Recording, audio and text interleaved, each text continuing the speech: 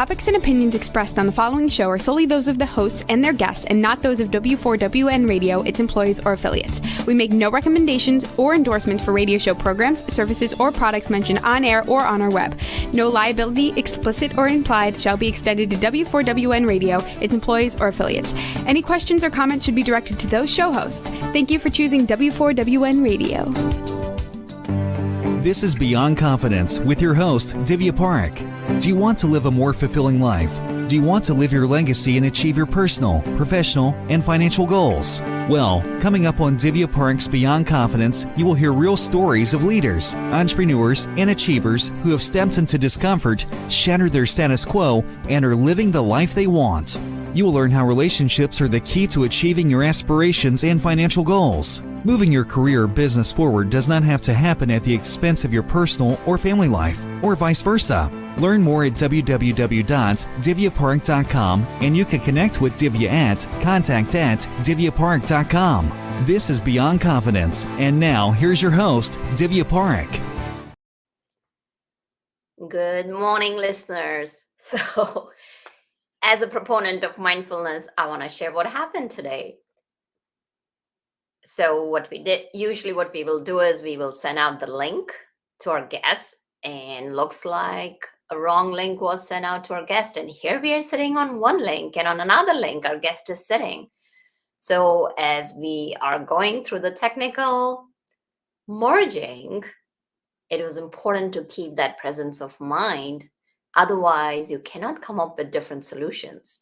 So super important. It was good because it's good to be challenged by life, because that's when you know that the skill sets that you have, you can implement it or not. So that said, folks, excited to be here with you. And for those of you who have got our books, thank you, because of your help, we have been able to help our 100th entrepreneur across the globe. If you have not got our books, Get Expert to Influencer, doesn't matter where you're at, whether you're a business leader, professional, or an entrepreneur, it will help you become the influencer who impacts. And I'm sure that most of you want to impact other people. And then secondly, Entrepreneur's Garden can help you increase your business multifold and build relationships with different things in your life and get a solid founding. So get your copies today and help us out, help others, and help yourself. And I also highly encourage you to spend 1 hour of your time every month. And if you do it every week, it would thrill me, because y'all share stories. And I want to share a story of how one of our listeners helped somebody out. So what I want to share is that one of our listeners had one of her neighbors go through some physical difficulty, and her neighbor couldn't drive. So what she did was she created a chart and shared it with her neighbor, when she was available, and got groceries for her neighbor, folks, while she was out getting groceries for herself. So it didn't take much time out of her own time. And yet that kindness served a long way to somebody else. And I want to share that our listener is Nadine. Nadine, kudos to you. We want to give you a shout out for sharing your kindness story with us. And folks, if you are doing it, please share your kindness stories and we'll be sharing them out over here. So thank you, Nadine. Keep on doing the good work. Let's invite our guest, Dr. Annie White. Welcome. Thank you for having me. I'm happy to be here. And thank you for your patience. With technology, things happen. So things happen. Exactly. If that's the worst thing that happens today, we're pretty lucky. Oh, yeah, absolutely. And it's interesting because this is a live show and we go live at a certain time, even though it may be a small challenge, it can become big in that moment and cause some stress. I was stressed, not fully stressed. And yet it's bringing in those different things that we will be talking about. So before we jump into all of that, let's go back to your childhood or when you were a youth. Do you recall a moment that stands out for you even today? In um in regard to who I am, the moment that stands out for me is I think I was 1.5, and my mom wanted to tie my shoes for me. And I said, "Me do it." And it was my first sentence. And that is pretty much sums up who I am. I very stubborn. And also, I've always wanted to forge my own path. I've always wanted to do it myself and figure it out. Hmm. So, question for you. Do you still remember that? Or was it something that your mom told you? I think it's both. It's sort of hard when that was like 50 years ago, right? So it's hard to say, "Oh gosh, that was an actual cognizant memory or it was a told memory." Hmm. It's both of those for me at this point. Oh, I love it. Me do it. Me do it.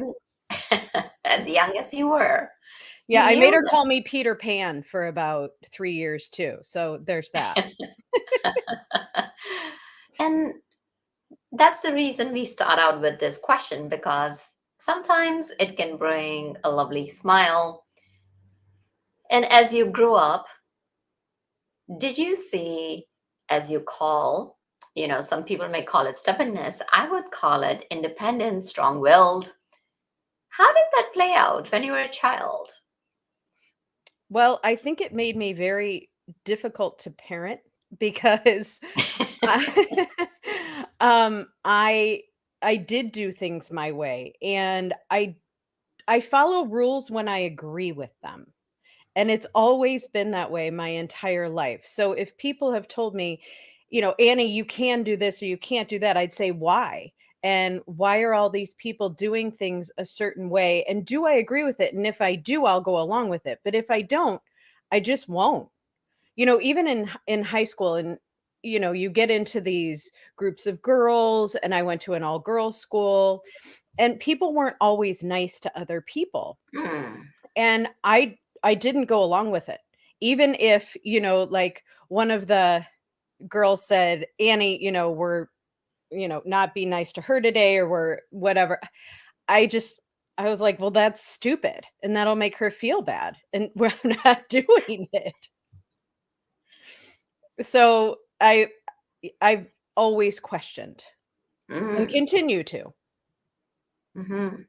And that's important because it's, and I'm not saying that people need to go against the rules or anything like that. It's important to question that, why are we doing what we are doing? And that's the place from where innovation and creativity and that curiosity helps us in so many different ways. So being curious is such a beautiful and an important skill set, or a character trait, or personality trait, whatever we want to call it, to have.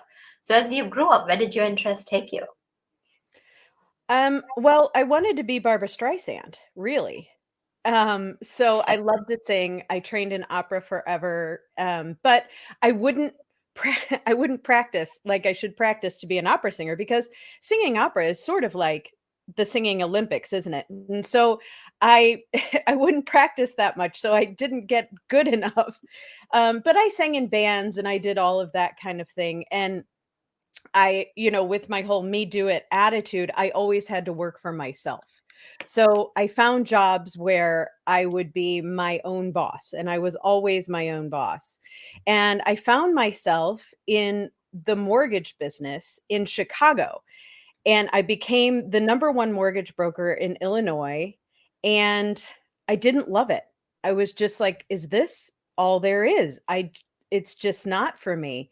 And so I dropped everything and I moved to San Francisco, and I worked for a nonprofit, and we were helping girls schools in India, and I loved the idea of it, and they wanted me to run it for them. And I didn't like the idea of constantly fundraising. It just wasn't me, and I loved the concept. It just wasn't what I wanted to do. So I took an overview class in Chinese medicine and I fell in love. I mean, it was spiritual, it was physical, it was mental, it combined all of it. It was natural. And I signed up for a 4-year master's degree in San Francisco and then went on to do a 2-year doctorate on top of it. Mm. So that's sort of a short story of trajectory. Fascinating. You talked about opera music, and I remember going to a few operas. I used to love, like, that was something which was very interesting. While I was in high school, one of my teachers introduced me to it. And it's amazing, like, sometimes what you have been exposed to in your teenage years, you can carry it throughout. And it still remembers, like, when you're talking about opera music, seeing Giselle, like, that had touched me really, really a lot. So let's just kind of go back a little bit. And here you were, you wanted to be next Barbara Streisand. And so what was it that stopped you from practicing? I think I was having too much fun in Mm, in school, and especially when I got to college. It was like I had to go to these little practice rooms, and all my friends were doing other things. And so my practices got shorter and shorter and shorter. mhm. And I think that that's probably what thwarted it. And I think I liked the idea of it and I loved singing and it was always really easy for me, but I don't know that that was my absolute passion reason for being on this earth because I didn't have this fire that I absolutely had to do this. Mm-hmm.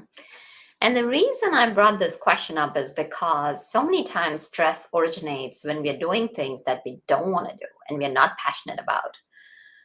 So that's a great statement that you made there, that there was no fire that was lighting up your soul. So now you talked about that, you were number one broker as well, like making money, and Yeah. yet you didn't stay there. I didn't stay there. I mean, I always wanted to help people. Even when I wanted to be Barbara Streisand, it's because I wanted to be famous and help the poor people. But Hmm. um you can't want to be a singer because you want to be famous. You have to want to be singer because you want to be a singer, right? And you Hmm. have to be willing to live in vans and you have to be willing to tour go through all of that process and do what it takes to get where you need to go. It's not like 0 to 100 in 2 seconds. And with the mortgage business, it was fun for a while, but then it wasn't feeding my soul like we're talking about. And I've Hmm. been on this quest to feed my soul and to really figure out what is aligned for me. Why am I here? What am I doing here? And perhaps I think about it too much, but that I knew wasn't feeding my soul. In fact, there was this moment where this is when it hit me. My doctor said, "Hey, we really think you might have breast cancer and we want to, do the biopsy and that sort of thing." And my first thought, Divya, was, "Oh, thank God I can quit my job." Oh. Oh, I was like, "Wait, did you just listen to yourself? You no more. This is no more." Hmm. So then I made a huge switch. Well, I hope you didn't have to go through it. Oh, thank you for saying that. I didn't. It turned out that it wasn't. And the beauty of that situation was that I got that message. Hmm. You are absolutely right, because there was something similar that I went through, but blessings by, nature's blessings, didn't have to go through anything. And it is such a tumultuous time, and my prayers and blessings for each and every person who may be going through any illness, and you know our positive vibes and healing blessings to you, that you get better. And health, like, health is so important and we don't realize it. So that brings us back to, like, you said no more. And when you said that no more, what was that turning point and what went through your mind? I knew at that moment that I had to make a huge change. And I kept saying, and I don't like this phrase anymore, but I'll tell you what it was because it was back then. I kept saying, I want to feed my soul and not my pocketbook. But now I don't think that those things have to be separate. I think that, you can do what you love and also, do well by doing good. Yeah. So I don't think there's anything wrong with money or anything like that. But back then, that's why pretty much I was doing that job. I mean, I was helping my clients, but I don't know if they really appreciated it on the level that I wanted to serve, basically. Mm-hmm. I like that. On the level I wanted to serve. And that again brings us back to that it is that service, because when you're helping others and creating an impact, it just brings in such a joy and fulfillment, and that in life that it's beyond words. You got to experience it yourself to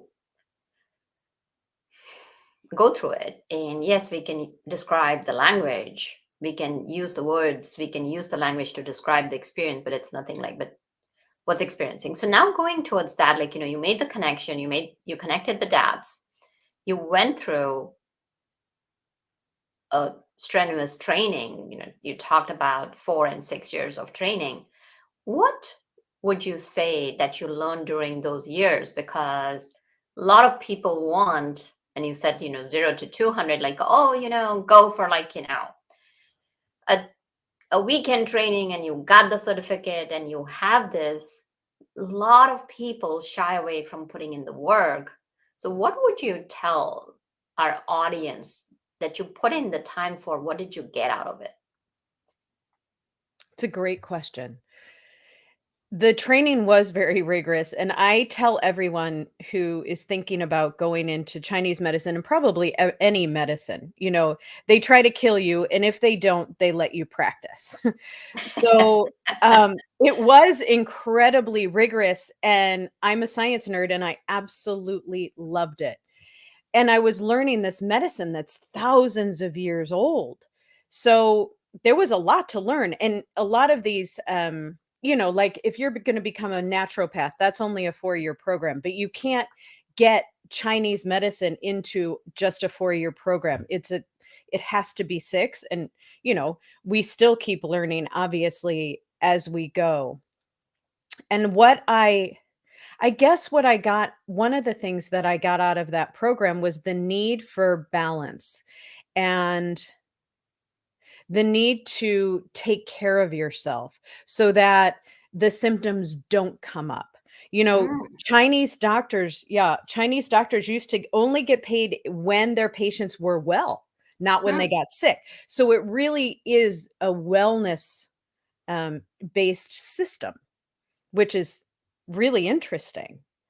That is Um, interesting. isn't it? And yeah, Yeah. what's striking me is that you mentioned about two things is learning, because as a lifelong learner, learning never stops for me. And then you talked about the wellness system. I'm sure it's not like that now. This was probably in the olden days. That's right. Okay. So you learned, and I know that you have been through some of your own journey as well. So tell us, like, how did you take this and apply it to first to your personal life, and then we can come and discuss like about how there are other strategies to help our audience. Well, what was happening was patients were coming into my office, and so much of their so many of their health issues were rooted in stress or Mhm. exacerbated by stress. And I knew that if I didn't solve their stress and anxiety, they would never be truly happy or healthy. So my training taught me to get to the root cause of issues. Let's solve that root cause. And so I did a deep dive into the science of the brain because that's the root cause of stress. It's not actually that traffic jam or those bills or that mother-in-law on your last nerve. It's your reactions to those things. And that depends on how your mind is actually wired. So once I figured out that every thought, action, and emotion strengthens those corresponding parts of our brain, it made a lot of sense to me that stressful thoughts will then strengthen the stressful circuits in your mind. They're called neural circuits. and its connections in your mind. And negative and positive have different connections in the mind based on studies. So they're separate. So when you're thinking negative thoughts, you're strengthening the negative parts of your mind. And when you're thinking the positive thoughts, you're strengthening the positive parts of your mind. So I developed a whole method to strengthen those calm and positive parts of your mind based on neuroscience, based on that science of neuroplasticity. And I was using it, Mhm. and it was for my patients. It wasn't like, oh, I'm going to write a book. It was for my patients. There wasn't any step-by-step method out there. So I designed it, but I would toss it out to people and say, okay, try this or try this or try this, different tools. It wasn't like we would sit down and I would say, okay, we're going to work on your neuroplasticity. No, I would just give them these tools and they worked. They really loved the tools, but I didn't have time to do anything else with them because I was running a very busy practice.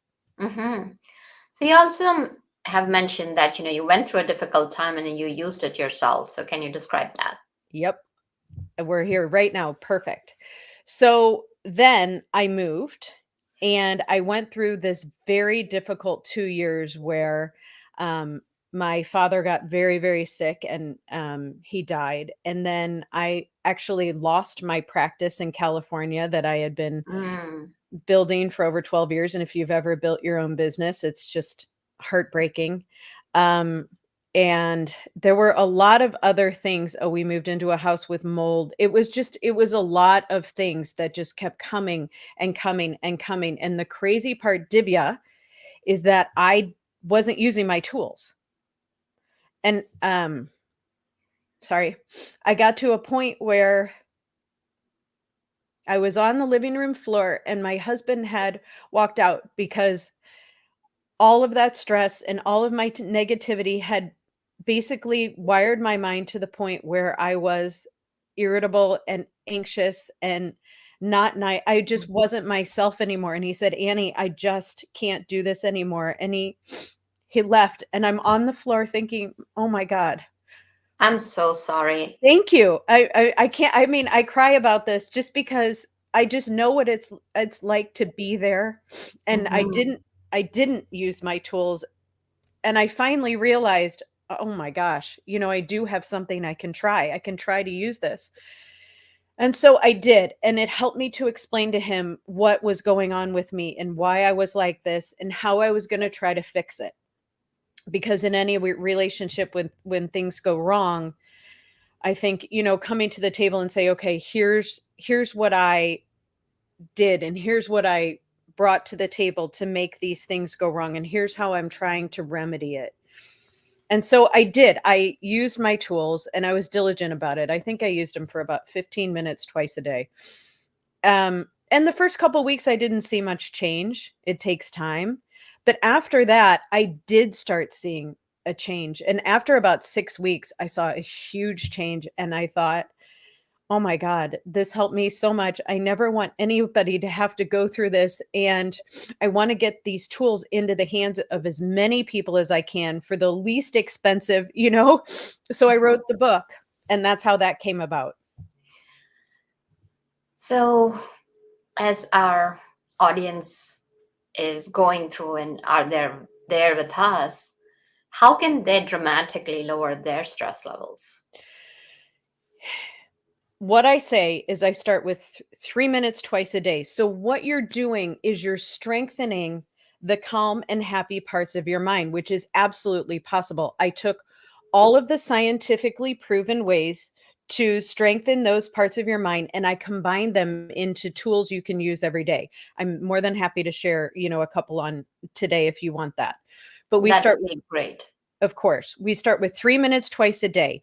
You work up over 6 weeks to 8 minutes twice a day. If you really want to be a go getter, you can do more time. It's basically like working out your body. It's like, okay, Annie, I want to build my biceps. Oh, okay. Well, these exercises are proven to build your biceps. So if you do that consistently, because you have to be consistent with these things, nature needs consistency, then it will change. But what happens is once you've built those parts of your brain to be stronger than the stress and the negative parts, your reactions are more balanced. You can respond in a in a good, nice way instead of chopping the head off, in my case, my husband, or a random customer service rep. I could tell you a lot of stories that are quite embarrassing for me, frankly, but I got to that point. I wasn't myself. So I get it.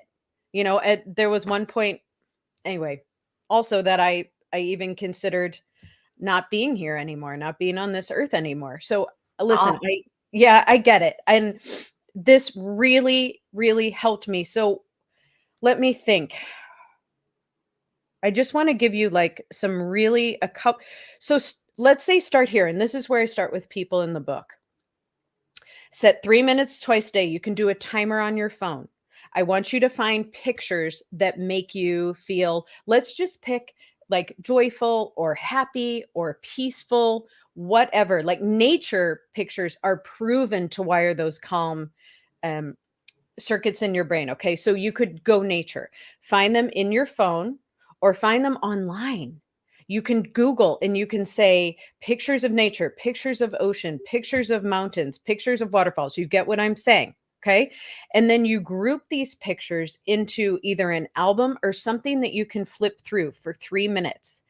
And as you flip through these pictures, really cultivate that feeling, right? Because that's going to further strengthen those parts of the brain. And that's a really good exercise. I do tell people if you're going into your phone or into your own photo albums, make sure it doesn't trigger any negativity. For instance, I had a patient one time and her husband told her he wanted a divorce when they were hiking. And she said, "Oh, I should be over that. That was 5 years ago." But when she saw hiking trails, that would come into her mind. And I said, "Listen, this is not a judgment thing. Judgment and shoulds are not your friend in this situation. Honor yourself. And if anything triggers negativity, it's out for now because it will just stimulate those negative and stress paths, won't it?" So stick with the calm, stick with the happy as long as you can. And it's 3 minutes twice a day. mm-hmm. I mean, Fantastic. we can get more advanced with that. Sorry, I didn't mean to cut you off. We can get more advanced with that tool, but that's just a very simple way to start. Absolutely. And you also talk about a breathing exercise that can Mm. stop the stress in its tracks. You want the fun version or the serious version? Let's do both. Okay. It's the same, but it's just a way to remember it. Okay, so it has 3 steps. First step, you start with your hand on your chest, left hand on your chest, and you say to yourself, "I'm safe. I'm not in a life-threatening situation. I'm safe. I'm not in a life-threatening situation." And the reason that we say that is because the mind can't fight against that. If you are in a life-threatening situation, I highly recommend you do not do this exercise. You run. So, I am safe. I'm not in a life-threatening situation. Second step, you move that hand down to your lower belly. And as you breathe in, you feel that lower belly go out toward the opposite wall. I'm safe. I'm not in a life-threatening situation. Third step, take your right index finger and cover your right nostril. As you do this exercise, you breathe in and out only through your left nostril. Studies have shown that activates your calm or parasympathetic nervous system and it calms you down faster. So I call it the relax right tool, or pick your nose the right way, because it sort of looks like you're picking your nose and it's the right side. It's always the right side that you cover. Right, which kind of makes sense because, your left side is the prefrontal cortex or your logical brain. And if you're activating it, you're bringing in those circuits in action. So yeah, I like that's the fun stuff. So we have talked about, a couple of exercises. And can you share, if there is some morning routine, some other things people can include in the Here's what I day-to-day routine? Yeah, let's do this morning routine. You know how when you get really, really stressed, you wake up in the morning and it's sort of like you roll through the events that are going to happen in your day, but you're seeing worst case scenarios because you're stressed out. And that just makes you more stressed. Let's try this. I love timers. Let's set a timer. And in the beginning, let's just go 3 minutes. And I want you to sit there and I want you to envision your day going absolute best case scenario. And when you get good at this, I want you to imagine your day going absolutely rock star. So you can imagine anything you want coming up that day, even traffic. It's like, okay, I'm going through traffic. Traffic is smooth. Now we can superpower it and say, thank you, thank you, thank you. So now not only are we doing best possible self projections, we're doing some visualization, but we are also adding gratitude on top of that. And I love triple thanks. Triple thank yous are very powerful. So you say, thank you, thank you, thank you. Traffic is easy for me today, and I arrive everywhere on time. Thank you, thank you, thank you that my relationships are connected and strong and happy today. Thank you, thank you, thank you that I rock that sales presentation and, you know, I get XYZ sale. Whatever you want to say that's coming up in that day. If you have a hard conversation with someone, thank you, thank you, thank you that my conversation with Tony goes amazingly well and we are closer than ever afterward. But you roll through that and you see the best case scenario. And what that does is it sets your brain up on those right tracks from the start of the day, and it also strengthens them, and it calms you down and it feels good. So it's a great way to start every single day. And people have said that once you visualize things, then your subconscious gets into action about making it happen. Mhm. So what I'm hearing is that a prevention, I think it was an ounce of prevention is better than a pound of cure. So what you're saying is like, put in strategies and some routine habits in your life that you're doing consistently so that you're strengthening your calm side of your brain. And while you're doing that, then as things will come through, because life is all about change, the change is certain, stress is certain. It's how you react to it that's what's going to make the world of difference. Yes.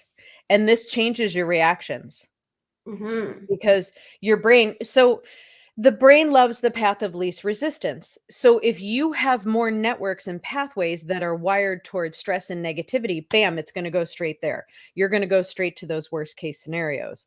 But if you're wired for more calm and if you're wired for more positivity, those sides have a fighting chance and you can be more creative in those situations. You don't necessarily go directly to that worst case scenario. Hmm. Very powerful. So you have shared all of this and you have written your book. So tell us a little bit about your book. The book is a step-by-step process. So I use some of these tools in the book and many, many more. So I give a 6-week step-by-step method. And then at the end of it, I combine all the tools. So I want people to use the tools individually at first to see how they work for you. You don't have to use all of the tools at the end of it. You're going to have your favorites. And personally, I use some tools at some times and other tools at other times, just depending on what I feel. So I say do 3 minutes twice a day. And then each week you build on that. You end with 8 minutes twice a day. And I say stay with 8 minutes twice a day until you feel like you're at the spot where you want to be, where you're that calm and happy and balanced person. We all know those people. I always thought, "Oh my god, how is this person like that? Did they just have, a childhood with like clouds and some sort of perfect situation, which obviously doesn't exist." But this actually can train your mind back to that spot where things are happy, things are calm again. So I give the science behind all of it. I tell a bit of my story because a lot of times people can see themselves. It's like, oh, okay, this has been going on. I can see how that can affect my brain now. Then I give the science. Then I talk about how to make it a habit. And then I give the step-by-step method. And then I say how to combine it and how to use it going forward. Well, fantastic. So as we have talked about the book, where can people connect with you? They can connect. My website is Dr. AnnieWhite.com. The book they can get on Amazon and Barnes and Noble and iBooks and Audible. And if your bookstore doesn't have it, ask them to get it for you.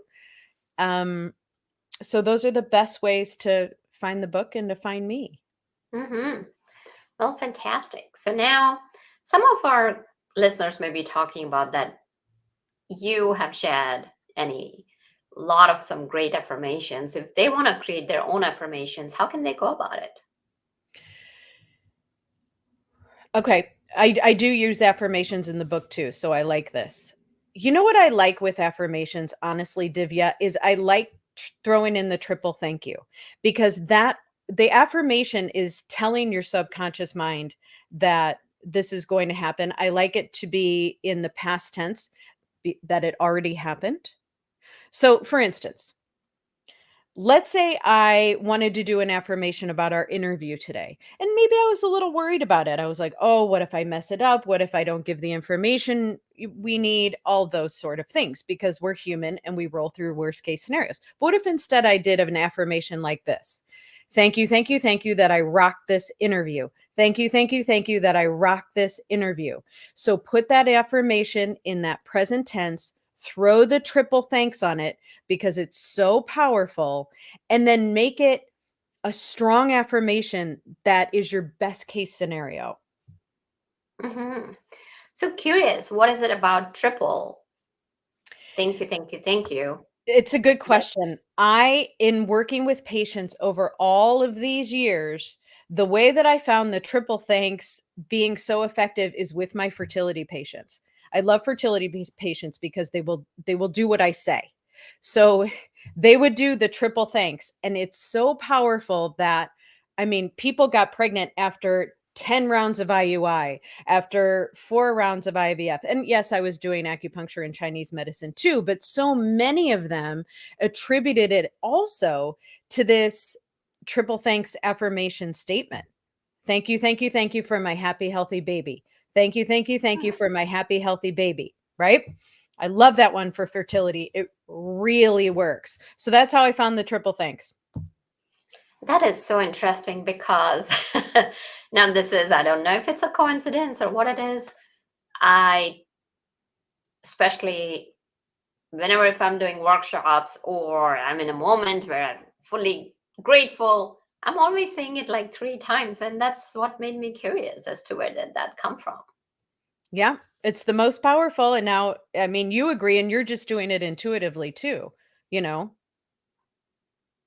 So very powerful. So now, as we are wrapping up our show, can you give away maybe, a couple of tips that people can take away with them and implement them straight away? I would say every time you start to feel your breathing get shorter, quicker, closer together, you're going into that stress mode. So if in those moments you will use my pick your nose the right way breathing technique, even in traffic. Somebody said to me one time, well, what if people see me and they actually think I'm picking my nose? I said, who cares? Are you ever going to see that person again? They're just in the other car. Who cares? So that will really help to calm you down faster in those moments. So that's a really good one. And use the triple thanks statement as often as possible. Hmm. Definitely. Those are some powerful techniques. And thank you for joining us and sharing so freely and especially being so vulnerable. I really appreciate that. Oh, well, thank you for having me. You made it a safe, good space. So thank you so much. And I love your show. It's fabulous. Strengthening the calm and happy pathways every time we listen to your show. I love it. Well, thank you, Dr. Annie. I appreciate that. And thank you, audience. Because without you, the show would not be possible. And as you'll see, it's okay to share that you can get stressed because that's life. And our first reaction is to get stressed. It's how we deal with it and how we cope through it and then put into place that will allow you to be happy and calm even in the presence of stress. So I would love for you guys to be happy and live the lifestyle that y'all deserve. And please reach out to us how we can help you. How can we support you to create an impact as well as live a life that's meaningful, fulfilling, and joyful? And thank you, Juan, for making the show technically possible. And folks, I'll see you. Be well until next time. Take care. Thank you for being part of Beyond Confidence with your host, Divya Parekh. We hope you have learned more about how to start living the life you want. Each week on Beyond Confidence, you hear stories of real people who have experienced growth by overcoming their fears and building meaningful relationships. During Beyond Confidence, Divya Parekh shares what happened to her when she stepped out of her comfort zone to work directly with people across the globe. She not only coaches people how to form heart connections, but also transform relationships to mutually beneficial partnerships as they strive to live the life they want. If you are ready to live the life you want and leverage your strengths, learn more at www.divyaparekh.com. And you can connect with Divya at contact@divyaparekh.com. We look forward to you joining us next week.